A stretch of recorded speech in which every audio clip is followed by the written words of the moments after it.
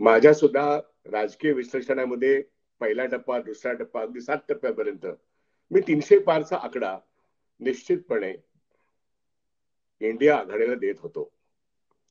आणि ज्या इंटेलिजन्सचा report coat केला राहुल गांधींनी, की इंटेलिजन्स 220च्या पुढे काही सांगतच नव्हतं, आणि आता प्रत्यक्षात 240 मिळालेत. आणि जयराम रमेश यांनी एक ट्विट केलं होतं आणि सांगितलं होतं की अमित शहा 150 डिस्ट्रिक्ट मॅजिस्ट्रेटना किंवा इलेक्शन ऑफिसर जे आहेत, प्रिसाइडिंग ऑफिसर जे आहेत, त्यांना फोन करून सूचना देत आहेत. आणि बघा रिझल्ट काय आला.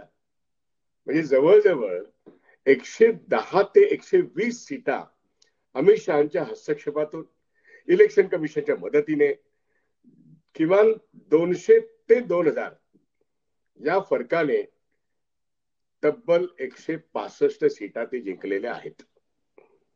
हा जो रिपोर्ट आहे, हा रिपोर्ट इलेक्शनच्या कमिशनच्या मदतीने आणि भारतीय जनता पक्षाच्या हातात जी महत्वाची मंत्रीपद आहेत त्याच्या मदतीने, आणि जो भ्रामक प्रचार भारतीय जनता पक्षाने केला शेवटच्या 3-4 टप्प्यामध्ये, त्यातून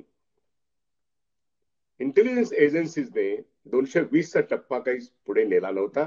या ठिकाणी 110 ते 120 सीटा इलेक्शन कमिशनच्या मदतीने आणि हातातल्या यंत्रणांच्या मदतीने भारतीय जनता पक्षाने वाढवून घेतल्या, आणि म्हणून ते 240 पर्यंत पोहोचले, हे राहुल गांधी सांगत होते. म्हणजे इंटेलिजन्सचा रिपोर्ट हातात असल्यामुळे सरकारी यंत्रणांचा हस्तक्षेप करून भारतीय जनता पक्ष 240 पर्यंत येऊ शकला. पूर्ण एनडीए मध्ये त्यांचे 2 सवंगडी हे एक नितीश कुमार 12 आणि 16 वरती चंद्रबाबू नायडू आहेत. दोघांच्या हातात 2 राज्य आहेत.